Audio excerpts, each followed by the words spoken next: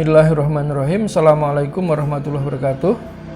Alhamdulillahirrabbilalamin. Wassalatu wassalamu ala asyrofil mursalin wa ala alihi wa ashabi ajmain amma ba'du. Berjumpa lagi kita dalam Bincang Ramadan Labda. Kali ini kita akan bahas mengenai dakwah keumatan. Bagaimana saat ini ketika kita berbicara tentang dakwah, maka seringkali yang tergambar di benak kita adalah dakwah mimbar. Seorang dai berpidato, memberikan tausiah di hadapan umat, dan kemudian setelah itu pulang. Jadi dakwah itu seolah sesuatu yang sangat seremonial dan hanya merupakan kegiatan yang bersifat verbal. Nah, ini tentu menarik. Sejak kapan sebetulnya penyempitan dakwah ini terjadi? Padahal di masa lalu tidak seperti itu. Kita bisa berkaca misalkan dari kasus ketika pasca Perang Diponegoro, kemudian pemerintah Belanda melakukan politik etis, dan kemudian juga pihak gereja waktu itu mengubah strategi misionarismenya dengan jalan melakukan kegiatan pra-evangelisasi atau pra-penginjilan. Apa itu pra-penginjilan? Pra-penginjilan itu ibaratnya kalau menginjili adalah menanam pohon, maka sebelum menanam pohon, maka tanahnya harus dicangkul dulu, diberi pupuk dulu, diairi dulu, sehingga ketika benih akan ditanam, itu tanahnya sudah subur dan sudah siap untuk menumbuhkan benih tersebut. Itu sebabnya pada awal abad ke-20, lembaga-lembaga misi Kristen itu aktif membangun sekolah-sekolah guru, mendirikan sekolah-sekolah swasta, kemudian membangun rumah-rumah sakit, membangun panti asuhan yatim. Dalam catatan Guilot, ketika penduduk Pulau Jawa baru mencapai sekitar 6.000 orang, pada saat itu kurang lebih ada 35.000 anak orang Islam yang bersekolah di sekolah-sekolah Kristen. Dan ini menarik dari catatan Frank Snow, karena 80% mereka yang pindah Kristen adalah mereka yang pernah sekolah di sekolah Kristen. Nah, melihat hal seperti itu, maka Kiai Ahmad Dahlan itu tidak menjadikan dakwah hanya sebagai kegiatan mimbar. Kiai Ahmad Dahlan melakukan pendekatan yang sangat realistis, karena pada saat itu Kiai Ahmad Dahlan mengatakan ibaratnya sungai Islam di Nusantara itu di sekitarnya sudah banyak pabrik-pabrik yang mencemari sungai itu, sehingga sungai itu harus tetap dijaga kebersihannya. Oleh karena itu, Kiai Haji Ahmad Dahlan itu tidak melakukan dakwah hanya sekedar mimbar. Beliau menekankan bagaimana aksi dakwah itu harus merupakan aksi real ke tengah masyarakat.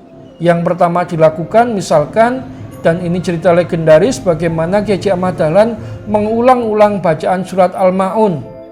Dan yang dikatakan sudah memahami Al-Ma'un itu berarti mereka yang sudah melaksanakannya. Dan kita dapat melihat bagaimana kiprah Muhammadiyah sejak dulu sampai sekarang. Ketika misionaris Kristen mendirikan rumah sakit Kristen, maka Muhammadiyah mendirikan pusat kesehatan umum. Ya. Kemudian ketika lembaga-lembaga yang mendirikan sekolah, maka Kiai Haji Ahmad Dahlan juga mendirikan sekolah guru, mu'alimin. Kemudian juga mendirikan panti asuhan yatim. Nah, ini tentu menarik. Ada lagi di daerah Jogja itu, kemudian Kiai Haji Ahmad Dahlan juga menugaskan para dai Muhammadiyah itu untuk masuk mendekati sebuah kampung yang dikenal sebagai kampungnya begal, kecu, dan orang-orang lain. Nah, kemudian dengan pendekatan dari Kiai Haji Ahmad Dahlan, maka kemudian kampung itu berubah menjadi kampung yang berbasis industri logam, gitu ya. Jadi dia mampu menjadi kampung pengrajin yang akhirnya masyarakatnya itu tidak lagi dia melakukan kriminalitas, tetapi dia menjadi industriawan. Ini adalah contoh yang dilakukan oleh Kiai Haji Ahmad Dahlan. Jadi Kiai Haji Ahmad Dahlan itu merespon tantangan pada saat itu. tantangan utamanya adalah misionaris Kristen. Maka kemudian Ki Haji Ahmad Dahlan melawan misionaris Kristen itu head to head dengan cara yang sama, bahkan lebih luas. Nah, kasus yang sama lagi dapat kita lihat pada awal Orde Baru, di mana kita tentu masih ingat sejarah bahwa kristenisasi terbesar itu terjadi pada masa awal Orde Baru, antara tahun 1967 sampai 1971, di mana orang-orang PKI yang merasa tidak diterima oleh kaum santri, ya, kemudian dia diburu karena sebagai mantan pengikut PKI, maka kemudian gereja mengulurkan tangan, memberikan perlindungan kepada mereka, memberikan identitas baru sehingga mereka tidak lagi mendapatkan sanksi politik, dan juga memberikan layanan entah beasiswa dan juga bantuan kehidupan pokok kepada keluarga-keluarga ex-PKI tersebut. Sehingga dalam catatan Afriti Wilis itu kurang lebih ada 2 juta orang yang berpindah dari agama Islam ke agama Kristen. Angka ini tentu masih perlu kita pertanyakan, karena kalau 2 juta orang berarti sampai sekarang tidak ada pergerakan sama sekali jumlah orang Kristen di Jawa. Tetapi memang pada saat itu terjadi peningkatan penduduk Kristen dalam jumlah besar. Kalau kita ketemu desa-desa dengan penduduk Kristen yang prosentasenya besar di lereng Merapi Merbabu, itu adalah orang-orang Kristen pasca 1965. Nah, melihat fenomena seperti ini, seorang tokoh Nahdliyin asal Muntilan, namanya Kang Moh, merupakan adik dari pimpinan pesantren Tegalrejo. Beliau melakukan pendekatan yang cukup unik, yaitu beliau kemudian berkenalan dengan orang-orang ex-PKI dan kemudian mengundang kesenian kaum abangan, ya, kesenian yang paling populer itu jadilan, kuda lumping. Kemudian kelompok kesenian itu ditanggap, ya, diberi pentas ketika pondok melakukan akhirus sanah atau pelepasan santri.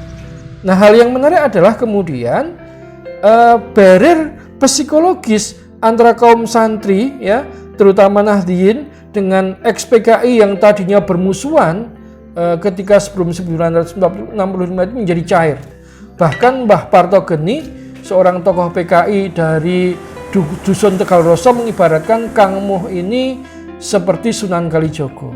Dan kemudian Mbah Parto Geni membangun masjid atas biayanya sendiri, dan bersama dengan orang-orang desa lain mereka sering mengundang pengajian Kang Moh, sehingga desa-desa yang kemudian rajin disambang Kang Moh ini menjadi desa santri. Penduduknya tidak murtad seperti beberapa daerah lain yang terpikat dengan ajakan gereja. Kejadian di Kota Gede lain lagi. Kota Gede adalah sebuah wilayah ketika di mana pada tahun 1955 itu PKI menang di sana. Meskipun menang tipis, tapi PKI itu mayoritas. Nah, ketika terjadi pemberontakan PKI 1965 dan kemudian PKI kalah, orang-orang Muhammadiyah di Kota Gede itu tidak mengusir orang-orang PKI, tapi justru merangkulnya. Bahkan sekolah-sekolah Muhammadiyah yang menampung anak-anak ex-PKI terbukti mampu melakukan mobilitas sosial, di mana anak-anak ex-PKI yang tadinya itu adalah anak-anak orang abangan, pria kawulo alit dari kalangan ekonomi lemah, bisa melakukan mobilitas sosial sehingga mereka menjadi orang terdidik, bisa punya jabatan dan bisa berkembang usahanya.